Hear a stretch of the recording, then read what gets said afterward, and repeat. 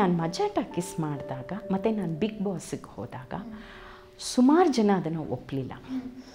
ನಿಮ್ಗೆ ಯಾಕ್ರಿ ಬೇಕಿತ್ತು ಬಿಗ್ ಬಾಸ್ ಅಂತಲೇ ಎಲ್ಲರೂ ನನ್ನ ಕೇಳಿದ್ದು, ಸುಮಾರು ಜನ ಕೇಳಿದ್ದು. ಬಹುಶಃ ನಾನು ಈ ವೇದಿಕೆಯಲ್ಲಿ ಇದನ್ನು ಸ್ಪಷ್ಟಪಡಿಸ್ಬೇಕು ಅಂತ ಅನ್ಕೋತೀನಿ.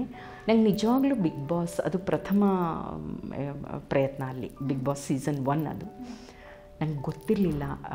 ಹಿಂದಿಯಲ್ಲಿ ಹೇಗೆ ನಡೆಯುತ್ತೆ ಎಲ್ಲ ನಾನು ನೋಡಿರಲಿಲ್ಲ.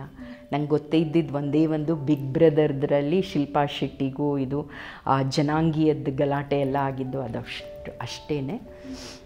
ಮತ್ತು ನಾನು ಒಂದು 15 ದಿವಸ ನೀವು ಇದ್ಬಿಡಿ ಸಾಕು ಅಂತ ಹೇಳಿದರು. ನಾನು ಸುಮ್ಮನೆ ಹೋಗಿ ಒಂದು 15 ದಿವಸ ಇದ್ಬಿಟ್ಟು ಬರೋದು ಅಂತಾನೆ. ನನಗೆ ಅದು ಏನೂ ಗೊತ್ತಿರಲಿಲ್ಲ.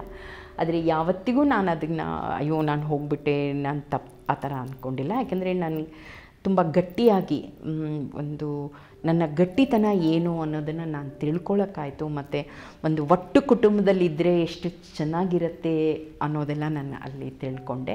ಯಾಕೆಂದರೆ ಬಿಗ್ ಬಾಸಲ್ಲೆಲ್ಲ ಏನಾಗುತ್ತೆ, ನಾವು ನೋಡೋ ಒಂದು 45 ನಿಮಿಷ ಸುಮ್ಮನೆ ಒಂದು ಝಲಕ್ ಅಂತ ನಾನು ಅಂದ್ಕೊಳ್ತೀನಿ.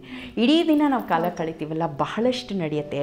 ಒಟ್ಟಿಗೆ ನಗ್ತೀವಿ, ಅಳ್ತೀವಿ, ಜಗಳ ಆಡ್ತೀವಿ, ಒಟ್ಟಿಗೆ ಅಡುಗೆ ಮಾಡ್ತೀವಿ, ಅಲ್ಲಲ್ಲೇ ಗಾಸಿಪ್ ನಡೆಯುತ್ತೆ, ಅಲ್ಲಲ್ಲೇ ಜಗಳ ನಡೆಯುತ್ತೆ, ಅಲ್ಲೇ ಇವತ್ತು ಈ ಕ್ಷಣಕ್ಕೆ ನೀವು ಸ್ನೇಹಿತರು, ಮರುಕ್ಷಣ ನೀವು ಶತ್ರು, ಇದೆಲ್ಲ ಆಗುತ್ತೆ. ಅಂದರೆ ಮನುಷ್ಯ ಸ್ವಭಾವದ ಅನಾವರಣ ತುಂಬ ಚೆನ್ನಾಗಾಗುತ್ತೆ.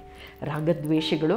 ಆಮೇಲೆ ನಾನು ಅಂತ ಬಂದಾಗ ಮನುಷ್ಯ ಇನ್ಯಾರನ್ನೂ ನೋಡಲ್ಲ, ನಾನು ನನ್ನದು, ನನ್ನ ಅಸ್ತಿತ್ವ, ನಾನು ಉಳಿಬೇಕು, ನಾನು ಮಿಂಚಬೇಕು ಅನ್ನೋದೇ ಆಗುತ್ತೆ. ಅವೆಲ್ಲ ಚೆನ್ನಾಗಿ ಬಿಗ್ ಬಾಸ್ನಲ್ಲಿ ವ್ಯಕ್ತ ಆಗುತ್ತೆ. ಆ ಸೂಕ್ಷ್ಮತೆಗಳೆಲ್ಲ ನಾನು ತುಂಬ ತಿಳ್ಕೊಳ್ಳೋಕೆ ನನಗೆ ಇಷ್ಟ.